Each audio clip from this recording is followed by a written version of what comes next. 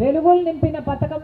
మేము వెళ్ళొచ్చు, పని చేసుకోవచ్చు, పని చేసుకున్న 15 రోజుల్లోనే మాకు జీతం వస్తుంది, వేతనాలు వస్తాయి అని నమ్మకం కలిగించి ఎన్నో జీవితాలను, కుటుంబాలను నిలబెట్టిన పథకం ఈ ఉపాధి హామీ పథకం.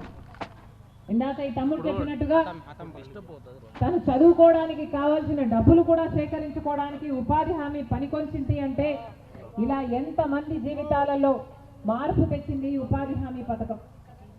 అలా ఇంతవరకు నిలబడిన ఈ ఉపాధి హామీ పథకాన్ని ఇప్పుడు బీజేపీ పార్టీ ఈ పథకాన్ని తొలగించి ఇంకొక కొత్త చట్టాన్ని తీసుకొస్తున్నారు. దాని పేరు బీబీ గ్రామ్.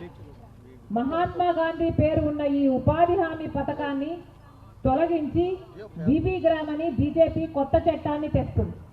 అంటే మహాత్మా గాంధీ ని ఖూనీ చేసిన ఆర్ఎస్ఎస్ సభ్యుడు గాడ్సే ఎలాగైతే మహాత్మా గాంధీని హత్య చేశారో ఇప్పుడు మహాత్మా గాంధీ పేరు ఉన్న ఈ ఉపాధి హామీ పథకాన్ని కూడా ఖూనీ చేయడానికే పుట్టాడు నరేంద్ర మోడీ. ఇద్దరికి పెద్ద తేడా లేదు. గాడ్సే మహాత్మా గాంధీని చంపాడు, నరేంద్ర మోడీ మహాత్మా గాంధీ ఆశయాలను చంపుతున్నాడు. ఇద్దరికి పెద్ద తేడా లేదు. అందుకే చెప్తున్నాం, ఈ కొత్త చట్టం అన్నది గ్రామ స్వరాజ్యానికి విరుద్ధం.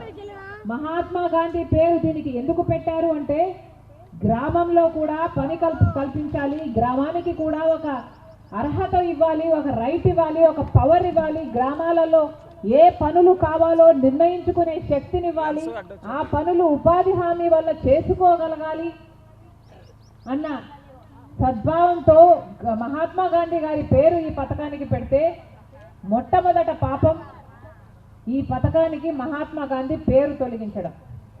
అంతేకాదు దాంతో ఆగలేదు. ఎంత సాహసం చేశారో మీ అందరూ కూడా గమనించాలి. కానీ వాళ్ళ పాపం అంతటితో ఆగలేదు.